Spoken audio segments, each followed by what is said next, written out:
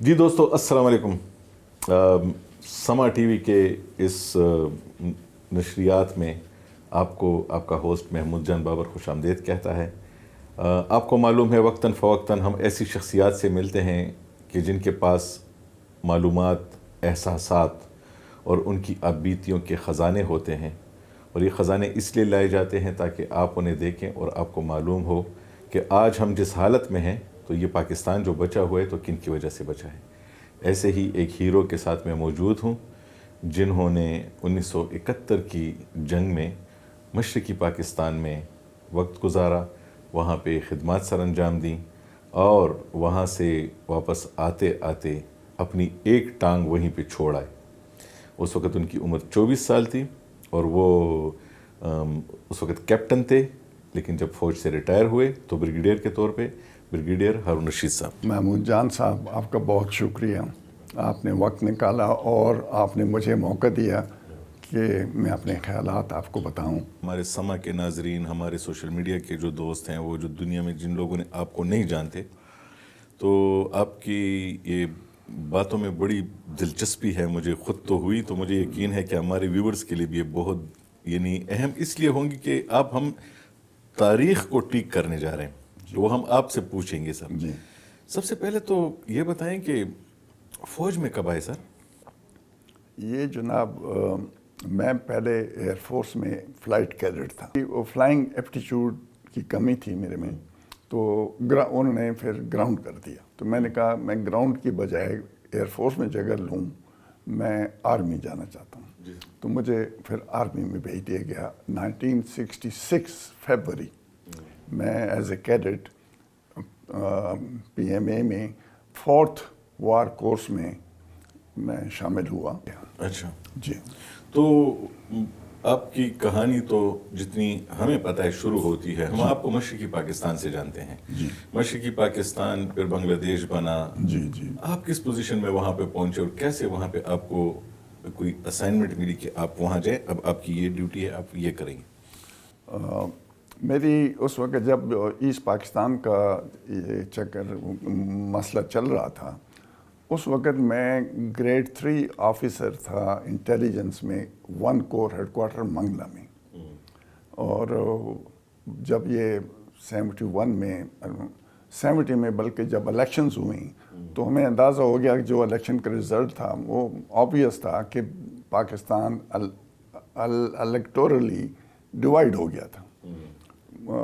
Asset Pakistan والوں کو ادھر سیٹ نہیں ملی، ویسٹ پاکستان کے ادھر نہیں گئے. یہاں پہ بھٹو صاحب کو سیٹیں ملی تھی زیادہ. بھٹو صاحب کو زیادہ سیٹیں مل گئیں، اور بھٹو صاحب یہ بھی چاہتے تھے کہ وہ ڈپٹی نہیں بننا چاہتے، وہ اپوزیشن میں نہیں بیٹھنا چاہ رہے. تو پرابلم تو اس سے شروع ہو گیا. اور شروع کے دنوں میں مجیب نے، یعنی عوامی لیگ جس کو سیٹیں ملی تھیں، انہوں نے جو ہڑتالیں کی اور جو انہوں نے مار دھاڑ کی بہاریوں کی، نان بنگالیوں کی، ایون پاکستان کے جو آفیسرز EBR ریجمنٹس یعنی ایسٹ بنگال ریجمنٹس تھیں، وہاں پہ 6 ریجمنٹیں EBR کی وہاں پہ ایسٹ پاکستان میں پوسٹڈ تھیں. تو انہوں نے یہ لا اینڈ آرڈر کا پرابلم شروع کر دیا. شروع میں ہمیں پریزیڈنٹوں کو اس وقت یہ آرڈر تھے کہ ان کو جتنا ہو سکے اس کو ٹالریٹ کریں، ریئیکٹ نہ کریں. میں وہاں پہ یعنی جو کچھ وہ کر رہے تھے آپ نے کچھ کہنا نہیں ہے بس. ہاں، ان پلٹنوں کو اس وقت یہ آرڈر تھے. اور میں وہاں پہ میری پوسٹنگ ہوئی اپریل 1971 میں ٹو 38 FF. 38 FF یہ ایبٹ آباد میں اس وقت تھی. اس کو ریس کیا جا رہا تھا، یعنی اس کے لیے وہ سارے سپاہی آفیسرز وغیرہ پوسٹ ہو رہے تھے اور اس کو تیار کیا جا رہا. تو ہم جون کے مہینے میں وہاں پوری پلٹن ایسٹ پاکستان پہنچ گئی. وہاں پہ ہمیں جیسور میں بھیجا گیا. جیسور میں 107 بریگیڈ تھا. اس کے بریگیڈ کمانڈر تھے بریگیڈیئر حیات خان، وہ ہمارے بریگیڈ کمانڈر تھے. اور پہنچتے ہی ادھر میری کمپنی کمانڈر مجھے لگایا گیا. تو میں کمپنی الفا کمپنی تھی میری، اور اس کو بریگیڈ کے انڈر کر دیا، بریگیڈ ریزرو کمپنی بن گئی. تو باقی پڑھنے تو ہماری چلی گئی ادھر بارڈر پہ، لیکن یہ میں چھاؤنی میں تھا، اور میرا ڈائریکٹ جو کنٹرول تھا وہ بریگیڈ کمانڈر کے پاس تھا. جی. تو یہ رینک کیا بنتا تھا آپ کا اس وقت میں کیپٹن تھا. کیپٹن. یہ تو بالکل شروع کا آپ کا کیریئر کا وہ ہے. بالکل بالکل. تو آپ وہاں پہ رہے، جی. حالات سب آپ نے دیکھے. جی. وہ حالات تو ہمیں جو کہانیاں مختلف آئی وٹنس اکاؤنٹس پہ ملتے ہیں، کچھ لوگوں نے اس کو اپنی طرز پہ اپنے انداز میں باعث کر کے بھی لوگوں کو پیش کیا ہے. جی. جی. اگر ہمارے لوگ جاننا چاہیں، جی. آج آپ جب اس صورتحال کو سوچتے ہیں، جی. کیا محسوس کرتے ہیں؟ کس نے زیادتی کی؟ کون ٹھیک تھا، کون غلط تھا؟ اصل معاملہ کہاں خراب ہوا تھا؟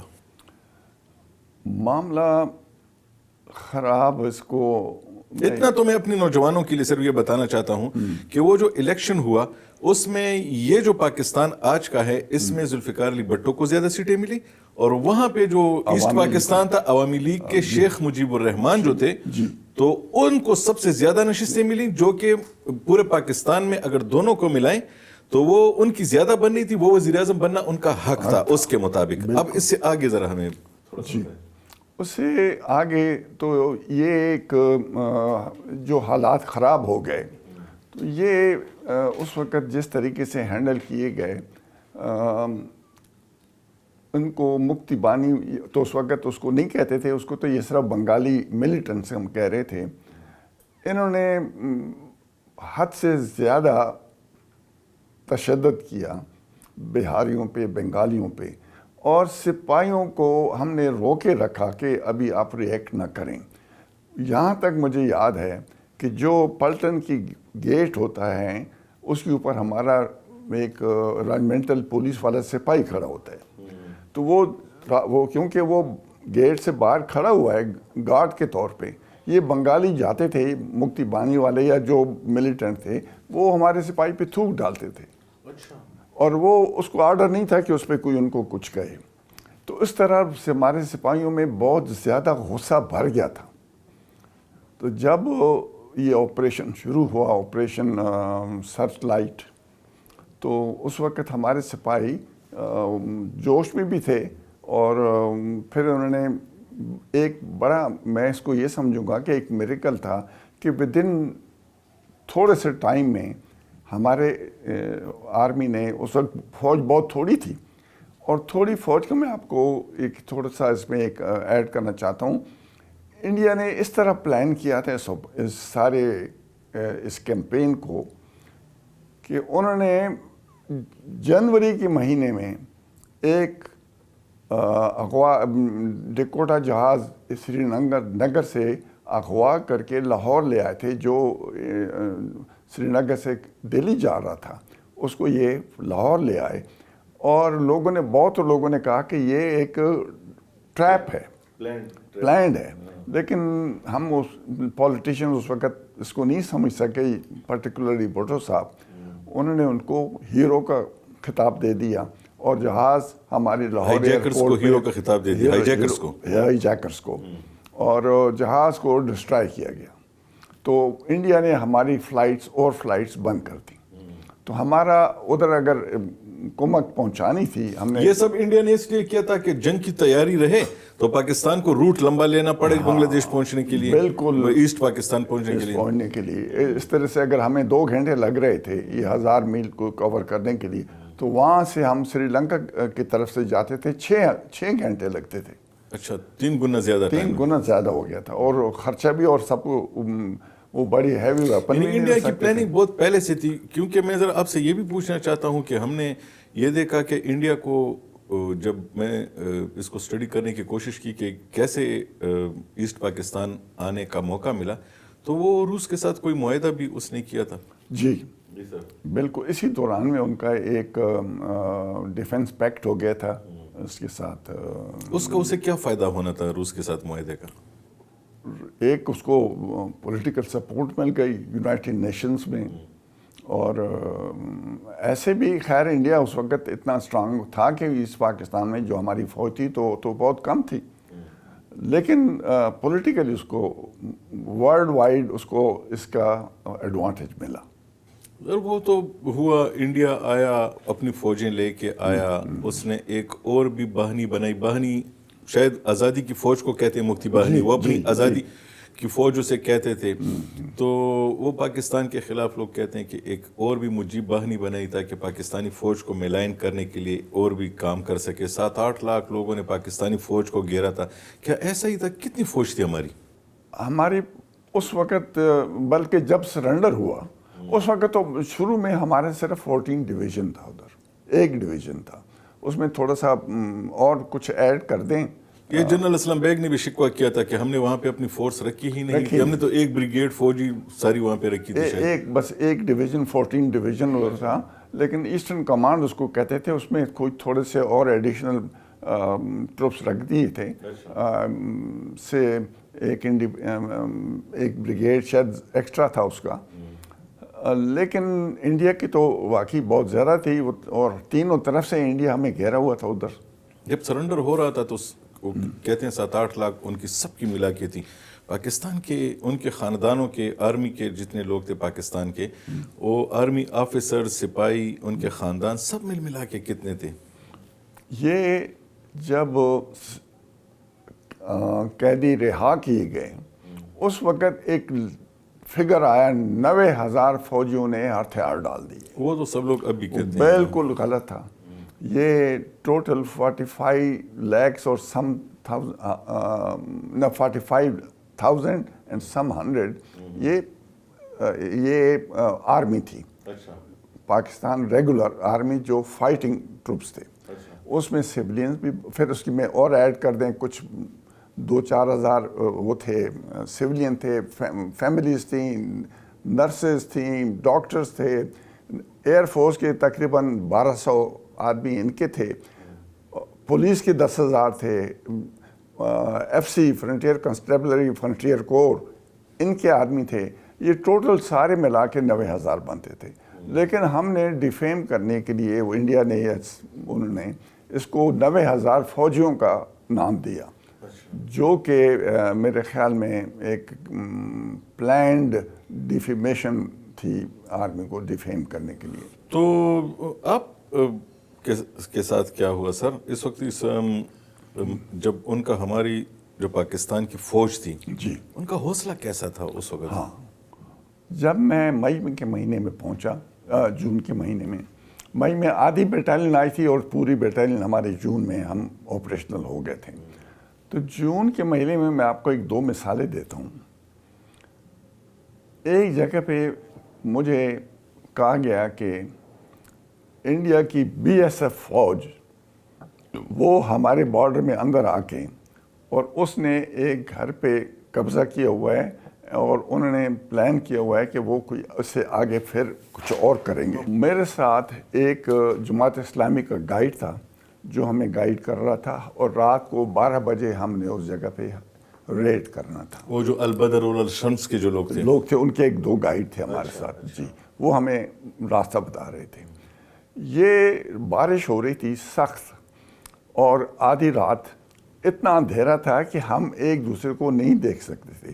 ہم نے ایک رائٹ لیفٹ پانی تھا سارا، ایک بننا تھا، ایک چھوٹی سی پک ڈنڈی تھی جس کے اوپر ہم جا رہے تھے، اور وہ بھی خطرناک تھا کہ ایک گولی اگر سیدھی لائن میں آئے گی تو بہتوں کو زخمی کرے گی، لیکن رسک لینی پڑی۔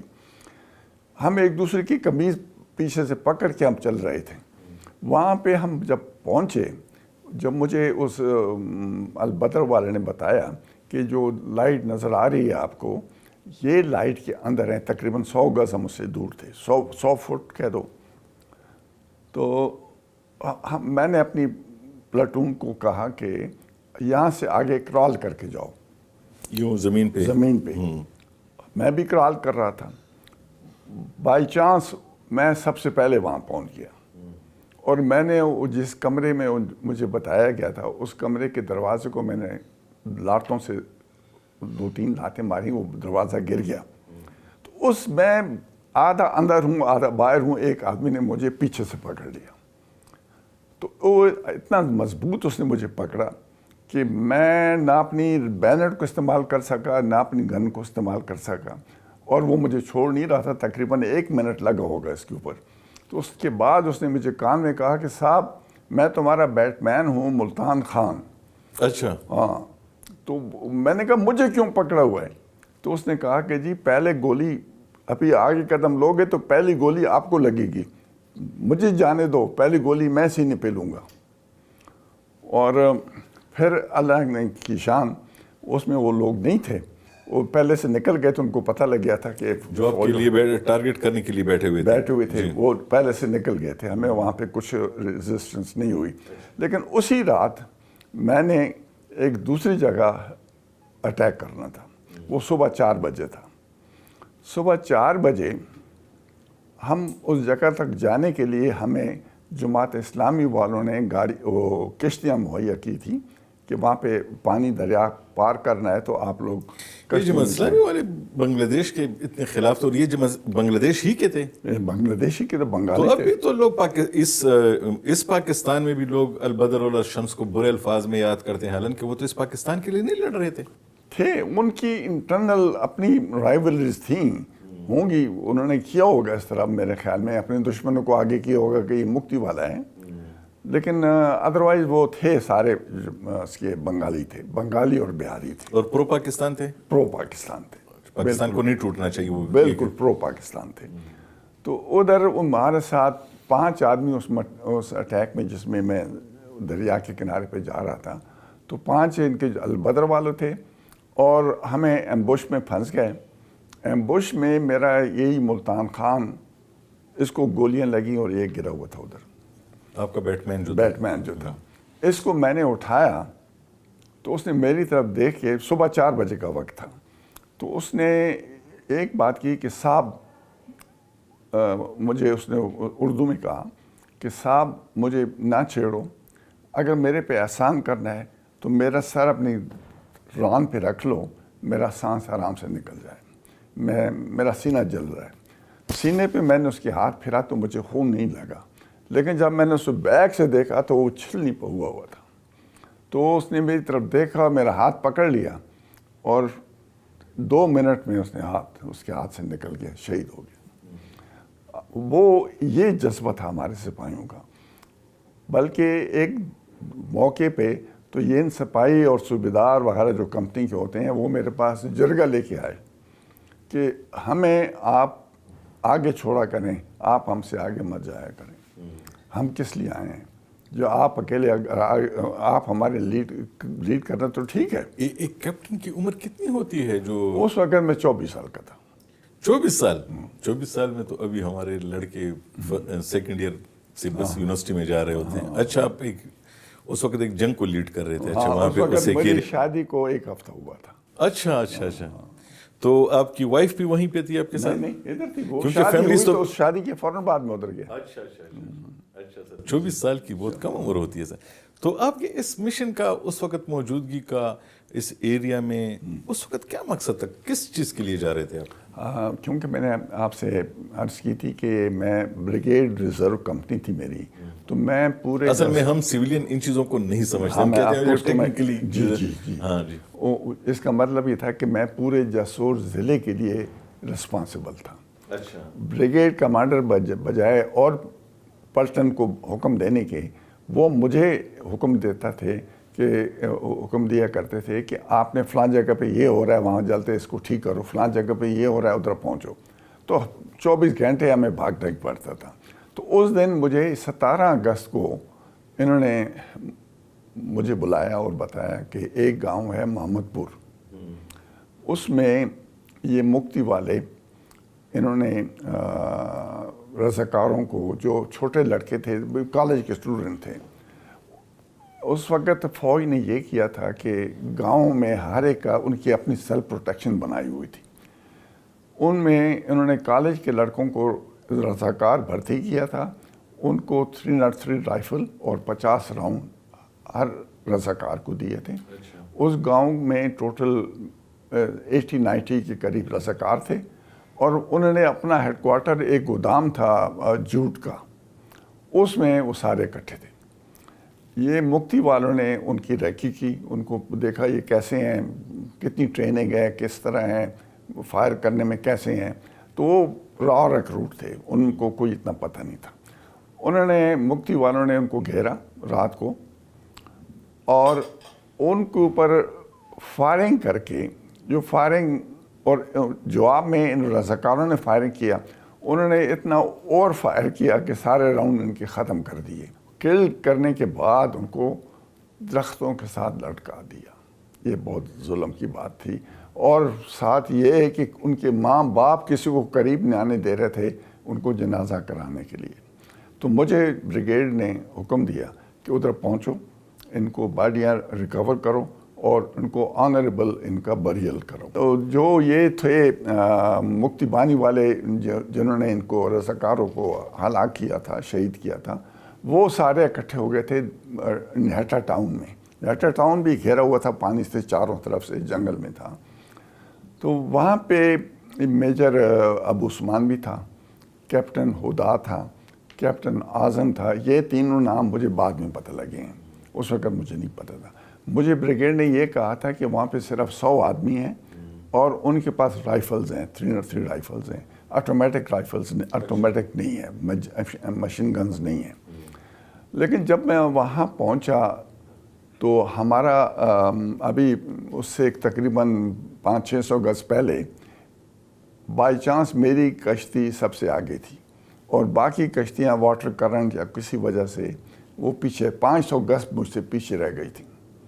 میری کشتی میں اس وقت چار فوجی تھے، ایک میں تھا، ایک میرا LMG کا گنر تھا جنگ آباد، ایک سگنل کا جو وائرلیس آپریٹر ہوتا ہے وہ تھا، اور ایک سپاہی اور تھا.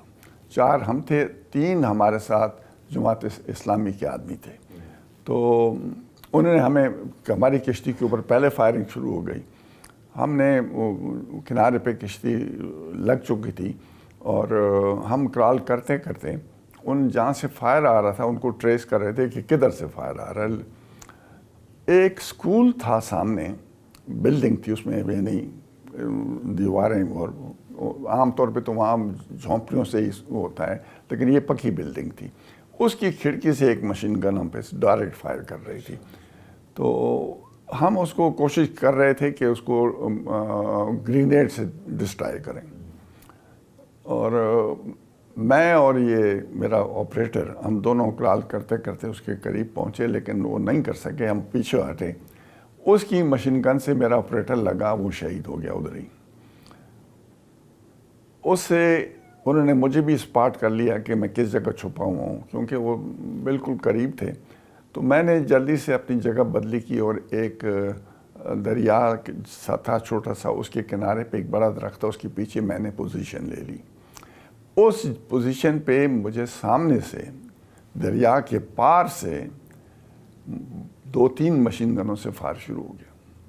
مجھے تو خیال تھا کہ وہاں پہ مشین گنیں نہیں ہیں، لیکن مشین گنیں ان کے پاس تھیں. اور اس 11 بجے، ہم صبح ادھر تقریباً 10 کے قریب پہنچ گئے تھے. 11 بجے کے قریب میری ٹانگ برس سے اڑ گئی نیٹا ٹاؤن میں. تو ادھر اصل میں لڑائی کے وقت ہر سپاہی کو ایک مارفین انجیکشن دیتے ہیں آفیشیلی، کہ وہ ایسا ہوتا ہے کہ وہ بنا ایسا ہوتا ہے کہ آپ خود اپنے کو لگا سکتے ہیں تاکہ جب آپ زخمی ہو تو آپ کو درد نہ ہو یا مارفین اس لیے ہوتا ہے. تو میرے پاس نہیں تھا. اور 11 بجے میں زخمی ہوا. 11 بجے کے بعد میں نے حوالدار میجر کو وائرلیس کا، وہ تو ہمارا آپریٹر تو شہید ہو گیا تھا، وہ سیٹ میں نے اپنے پاس لے لیا تھا. تو اسے میں نے اسے کہا کہ تم میرے لیے یہ انجیکشن جلدی پہنچاؤ آگے. 500 گز پیچھے تھے مجھ سے، اور ان کو بھی انہوں نے گھیرا ہوا تھا. جو آپ کے پاس آپ کے سپاہی آ رہے تھے وہ بھی ان کے گھیرے میں تھے؟ وہ بھی ان کے گھیرے میں تھے، وہ بھی آگے نہیں آ سکتے تھے. لیکن پھر وہ آئے آپ کے پاس؟ نہیں، وہ ایک حوالدار میجر کو میں نے کہا تو اس نے کوشش کی، اس نے یہ کوشش کی کہ دائیں بائیں پانی تھا، تو یہ بیل تھے وہ جنگلی ہو چکے تھے, وہ پھر رہے تھے. تو اس نے ایک بیل کو دم سے پکڑ لیا کہ اس کے اوپر بھاگے گا, تو اس کے ساتھ لٹک گیا. تو اس طرح میرے پاس پہنچ گیا, لیکن وہ انجیکشن سے پھر راستے میں گر گیا, نہیں پہنچا سکا. تو آپ کو کیسے نکالا وہاں سے پھر؟ وہ بعد میں یہ بیچ میں ایک دو باتیں میں آپ کو بتانا چاہتا ہوں. جی سر. یہ 11 کے بعد مجھے احساس ہو گیا کہ میں اتنا جلدی شاید ادھر سے نہ نکل سکوں, لیکن میرے دل میں ایک ڈٹرمنیشن تھی کہ میں نے مرنا نہیں ہے. ایک میرے بس پکا میرے دل میں تھا کہ آئی ول ناٹ ڈائی. ایک بات تھی. اور دوسرا میرے دل میں یہ تھا کہ رات کو میں نے کرال کر کے ان سے نکل جاؤں گا. تقریباً اس کے لیے میں نے دیکھا کہ میرے پاس 5 میگزین تھے SMG کے. ان میں سے میں 1.5 میگزین تو فائر کر چکا تھا, باقی میں نے فائرنگ بند کر دی. وہ صرف اس وقت کرتا تھا جب کوئی آدمی نظر آ جائے ٹارگٹ. وہ سمجھے کہ یا تو اس کے پاس میگزین ختم ہو گئے ہیں, فائر نہیں کر رہا, اور یا شہید ہو گئے.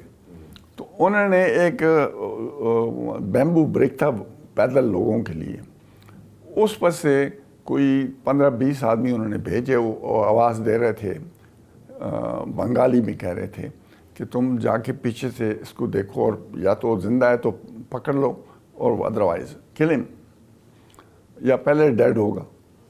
تو ان کو میں تھوڑا سمجھ گیا. اتنا زیادہ بنگالی مجھے نہیں آتی تھی, لیکن ایک لفظ تھا, وہ کہتے تھے بھائے نہیں, یعنی ڈرو نہیں ہو, آگے جاؤ. تو وہ میں نے ان کو دیکھا, وہ پل سے آ رہے تھے. میں نے نیا میگزین لگایا, اور تھوڑا گھاس اونچا تھا, نی ہائی ہوگا. تو وہ میں نے ان کو آنے دیا کہ تقریباً 20-25 فٹ تک وہ آ گئے. تو اس وقت میں نے بہت زور سے چیخ ماری کہ فائر. تو جو پیچھے والے میرے 500 گز پیچھے بیٹھے ہوئے تھے, انہوں نے بھی جدھر منہ تھا انہوں نے بھی فائر کیا, اور میں نے بھی ان کے اوپر سیدھا فائر کیا. اس میں 2-3-4 آدمی ان کے گر گئے. پھر یہ چیخیں مارنے لگے, مطلب ہیلپ کے لیے. یہ تقریباً 5 بجے کے قریب ہوا. 5:30 کے قریب پھر ان کے لوگ آئے ان آدمی کو اٹھانے کے لیے.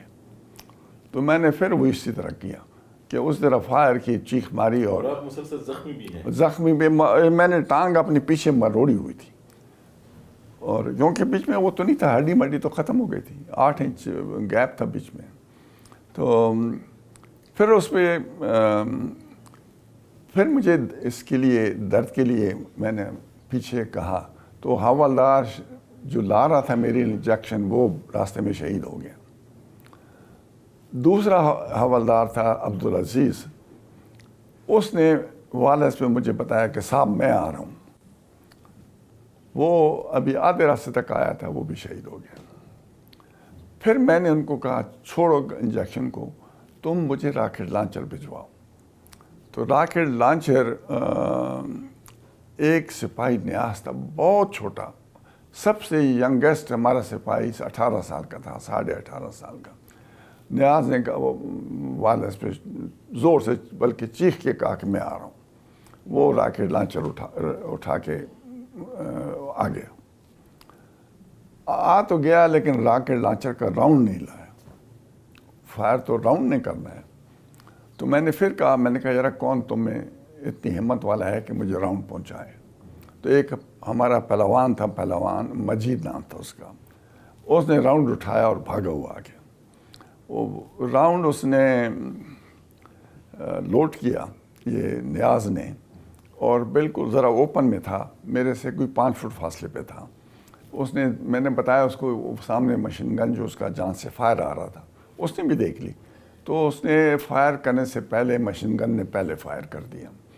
تو he got all the bolts in the chest. اور بس اس نے صرف ماں کو آواز دی اور مجھے آواز دی کہ مجھے پانی دو. تقریباً تھوڑا سا 7-7:30 کا وقت تھا. تو میں نے, کیونکہ میں دریا کے بالکل کنارے کے اوپر تھا, درخت کے پیچھے, تو میں نے ایک دیکھا کہ کشتی خالی میری طرف اپ اسٹریم کی طرف آ رہی ہے, اور اس کا ڈائریکشن میری طرف ہوتی جا رہی ہے. آدمی کوئی نہیں ہے اس کے اندر, خالی ہے. تو مجھے سمجھ نہیں آئی کہ کیا ہو سکتا ہے, لیکن وہ آ کے میرے پاس لگ گئی کشتی, اور پانی کے بیچ میں سے کشتی کے نیچے سے ایک آدمی نے, بنگالی نے, سر نکالا اور ہاتھ ایسا کر کے منہ پہ ہاتھ رکھا اور کہا کہ I am pro Pakistan, I am Pakistani, I will, انگریزی میں بولا, I will come back when it's dark. تو وہ چھوڑ کے کشتی, وہ پھنسا گیا اور چلا گیا. جب ڈارک ہو گیا, جب 8 ساڑھے 8 کا ٹائم تھا, تو پھر وہ آدمی خود نمودار ہوا پھر کشتی کے نیچے سے. اتنی دیر وہ پانی میں چھپا رہا؟ نہیں, وہ ہو سکتا ہے کیونکہ وہ کہیں پیچھے چلا گیا ہوگا, باہر نکل گیا ہوگا, لیکن وہ سوئمر ایسے ہیں کہ مچھلی کی طرح پانی میں اندر جاتے ہیں نا, انڈر واٹر. تو وہ پھر اس نے سر نکالا. میں نے کہا یار میں تو بنگالی پہ اعتبار نہیں کرتا. تو اس نے ایک انگریزی میں ایک جملہ بولا, you are going to die, why don't you try a chance. تو اس بات مجھے تھوڑی سی لگی. میں نے کہا ایک شرط پہ کہ تم میرے سے گن نہیں لو گے. انہوں نے کہا نہیں لوں گا. تو میں رو ڈاؤن کر کے کشتی میں چلا گیا, ڈال دیا اس نے اوپر یہ کیلے کے پتے ڈال دیے, پہلے سے پڑے تھے. یعنی ایک بنگالی آپ کو مار رہے تھے اور دوسرا بنگالی آپ کو بچا رہا ہے. زاہد نام تھا اس کا. تو وہ پھر نیچے چلا گیا اور نیچے سے پش کرتا رہا کشتی کو. اور انڈیا والا یا مکتی بانی یا جو ابو عثمان جو بھی تھا, اس کے سامنے سے بالکل کشتی سامنے سے نکل گئی. ان کی باتیں میں سن رہا تھا جو باتیں کر رہے تھے, اور ان کے بالکل ساتھ سے گزر گئی. کشتی میں لیٹے ہوئے ہیں, اوپر پتے پڑے ہوئے ہیں. اچھا, اور ایک بنگالی آپ کو لے کے جا رہا ہے. اور کوئی ہم گئے ہوں گے ایک آدھا میل آگے گئے ہوں گے, تو ایک اور بنگالی کشتی میں آ گیا. وہ اس کا نام تھا سعد اللہ. تو اس نے بتایا کہ ہم دونوں رضاکار ہیں جماعت اسلامی کے, اور ہم بس آپ فکر مت کریں, ہم آپ کو آرمی تک پہنچاتے ہیں. پوری رات گزر گئی. صبح 9 بجے کے قریب بلیڈنگ میں, وہ کشتی میں سوراخ بھی ہو گیا تھا تھوڑا, تو پانی آ رہا تھا. تو میں نے بار بار اس کو پانی کو دیکھنے کی کوشش کر رہا تھا, لیکن مجھے پتہ نہیں چلا کہ بلڈ کیا ہے. ابھی تک فرسٹ ایڈ بھی نہیں ملی؟ نہیں, کچھ بھی نہیں ملا, پٹی بھی نہیں ہوئی. اچھا, اور اس وقت مجھے خیال ہوا کہ میری وائف کا ایک کزن تھا 65 وار میں, اس کو بولٹ لگی تھی ادھر کندھے پہ, وہ اوور بلیڈنگ سے 15 منٹ میں فوت ہو گیا تھا. اور آپ 8 گھنٹے تک زندہ رہے؟ اور میں اس میں 22 گھنٹے ہو گئے مجھے. 22 گھنٹے. تو ادھر جا کے گاؤں میں انہوں نے کسی وہاں سے کوئی ٹیلیفون فوج کو, کسی جو نزدیک ہوگا, انہوں نے کیا, اور پھر فوج کی ایمبولینس آ گئی, اور that was about 9 o'clock in the morning. اور اس کو دیکھ کے میں نے فوجی حوالدار داڑھی والا دیکھا, AMC تھا لکھا ہوا تھا اس کا. میں دین آئی فینٹڈ. پھر اس کے بعد مجھے ہوش نہیں آیا. اپنوں کے پاس پہنچ کے اب بے ہوش ہو گئے, کیونکہ اب آپ بے ہوش ہونا افورڈ کر سکتے تھے. ہاں, بیکاز اس سے پہلے آپ نہیں کر سکتے تھے. یہ پاکستان جب بن رہا تھا تو لوگوں نے کہا کہ لوگوں نے کئی دن سفر کیا, تھکے ہارے, اور پاکستان پہنچے, جیسے اپنوں کو دیکھا تو بے ہوش ہو گئے کہ بس وہ اس وقت افورڈ کر سکتے تھے. تو پھر اس کے بعد آپ کی فوج کی زندگی ختم؟ نہیں, اس کے بعد ایمپوٹیشن میں یہ ویسٹ پاکستان. آپ کی وہ ٹانگ کا پھر کیا ہوا؟ ٹانگ کا یہ تھا کہ انہوں نے مجھے ویسٹ پاکستان لے آئے. ویسٹ پاکستان آ کے مجھے ٹانگ کا درد ختم ہو گیا. مجھے درد سینے میں درد شروع ہو گیا. آئی واز ایکیوٹ, میں کہتا ہوں کہ ایسا پین جو ٹانگ کا نہیں تھا, مجھے درد سینے میں ہوتا تھا. تو ڈاکٹر سمجھے کہ یہ اس کو ہارٹ اٹیک ہو رہا ہے یا کیا ہو رہا ہے. میرا بھائی کہہ دیں, he was a doctor, he was psychiatrist, وہ فل کرنل تھے اس وقت, بعد میں جنرل ریٹائر ہوئے. تو وہ بھی تھے پنڈی میں. سارے ڈاکٹر بہت خیال کر رہے تھے, لیکن ان کو پتہ نہیں چلتا تھا کہ اس کو درد کدھر ہو رہا ہے. وہ کہتے تھے ٹانگ میں درد ہے. میں نے کہا نہیں, میں تو سینے میں درد ہے. تو ٹانگ اس وقت آپ کی موجود تھی؟ نہیں, ہاں, وہ جو سمجھ لیں کہ وہ جو چمڑا سا تھا وہ ہے, وہ تھا, وہ آگے پاؤں, لیکن وہ سب کالا ہو گیا تھا, مطلب ڈیڈ ہو گئی, ڈسکنیکٹ تھا نا, ڈسکنیکٹ ہو, اس میں بلڈ وغیرہ کا فلو وہ ختم ہو گیا تھا. تو یہ بعد میں پتہ چلا کہ ایمبولزم ہو گیا تھا. ایمبولزم از اللہ کی شان. وہ ایک آرٹری کٹ جائے تو you will die with in 15 minutes. یہ سرجن مجھے کہہ رہا ہے اسی ادھر آپ کی وین بھی کٹ جائے you will die with in 10 minutes. مجھے 21-22 گھنٹے ہو گئے تھے تو میں زندہ تھا. How? Because the bone marrow it went and block the arteries and veins man. اس سے ایمبولزم ہوا, وہ بون میرو ٹریول کر کے میرے لنگس میں چلی گئی. اس سے مجھے ریسپریشن بند ہو گئی. تو I was to because of respiration بند ہونے سے انہوں نے ٹانگ کو چھوڑ دیا. اس نے کہا از گوئنگ ٹو ڈائی. تو ٹانگ تو اس بالکل انہوں نے چھوڑ دی.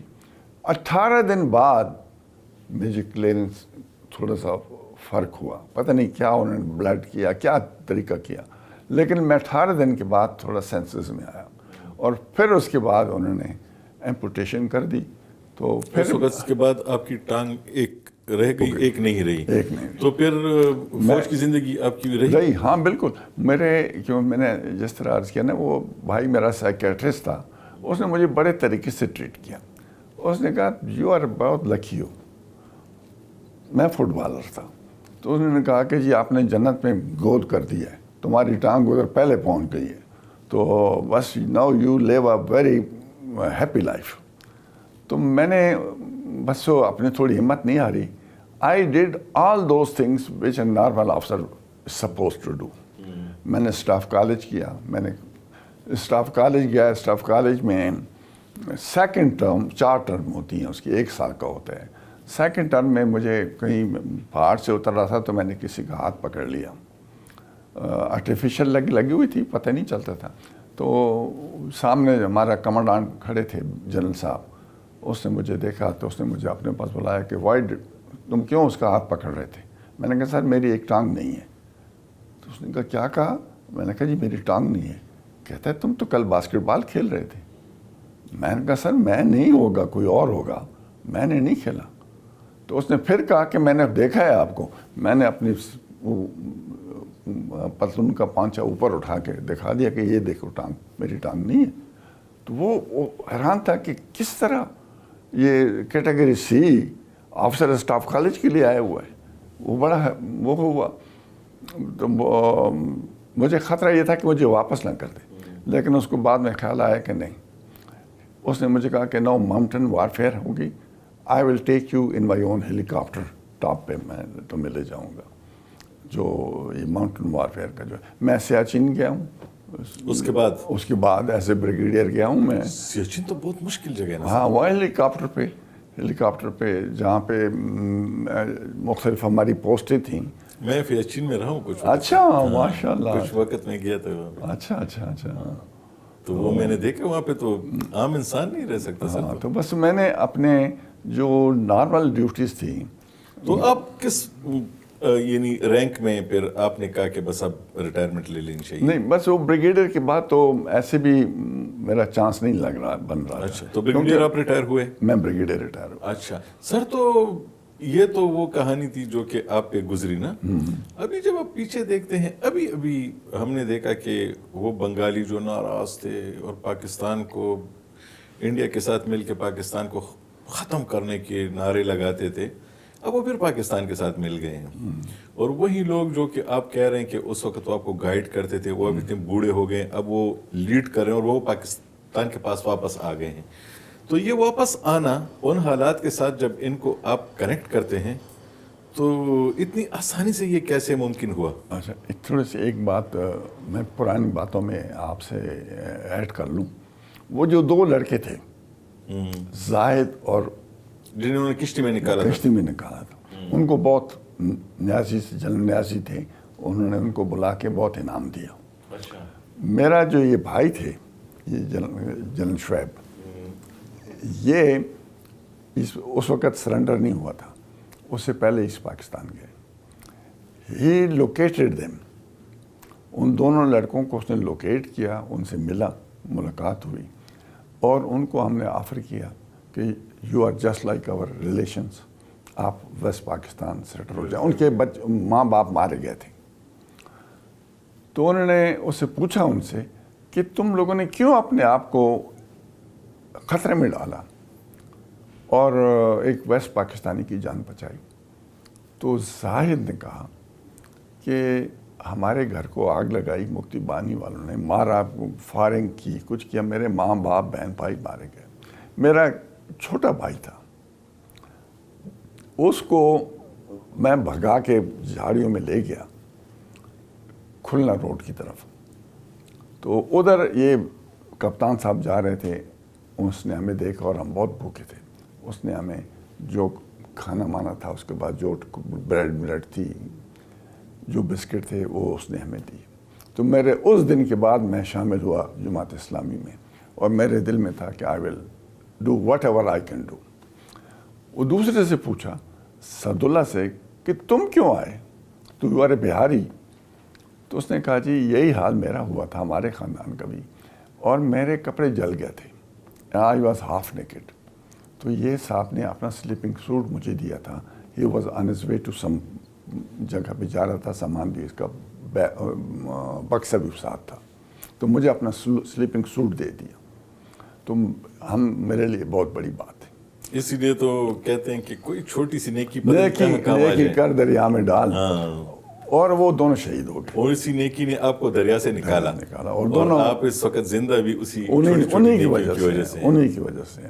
اور وہ دونوں بیچارے بعد میں شہید ہو گئے. ہم ان کے تو بڑے لوگوں کو پھر وہاں پہ مارا گیا, بہت مارا گیا. تو اب یہ جو ہمارا ری یونین ہوا ہے, ایک آخری کمنٹ اس پہ کیسے کریں گے؟ اس وقت کی اتنی شدید حالات, اور پھر ابھی اس میں جو میں سمجھتا ہوں وہ حالات, جنرل بعد میں جو جنرل بن گیا تھا ضیاء الرحمان, جس نے اناؤنسمنٹ کی تھی بنگلہ دیش بنانے کی, میجر تھا ضیاء الرحمان, میرا پلاٹون کمانڈر بھی رہا. یہ خالدہ ضیاء کا جو باپ تھا, خالدہ ضیاء میرے پاس چمن میں مہمان بھی رہی ہے. اچھا. ہاں, میں چمن میں تھا اس وقت, لیفٹیننٹ تھا. اچھا. ہاں, تو یہ میرے پلاٹون کمانڈر تھا ضیاء الرحمان.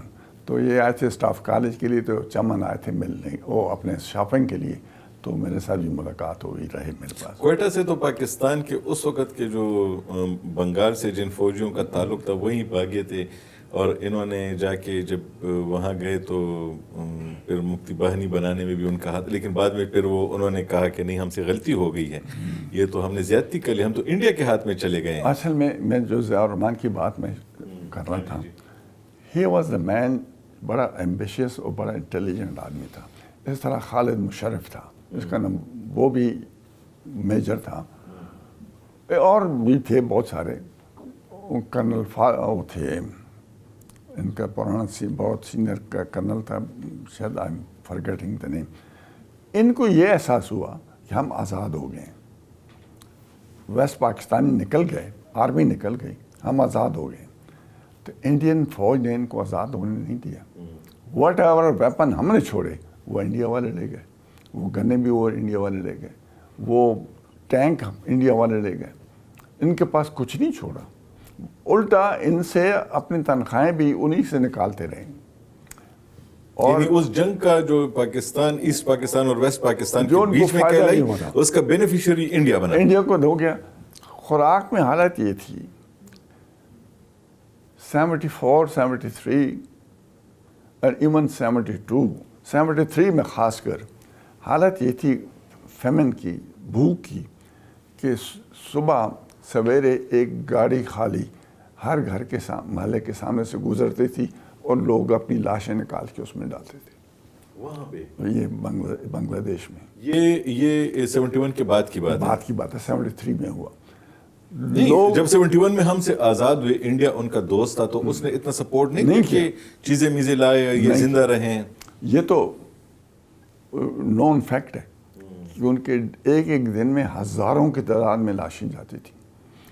وہ ان کو یہ لگا کہ, اور دوسرا مجیب جو تھا وہ اتنا کمزور ہو گیا تھا لوگوں کے ہاتھوں میں. تاج الدین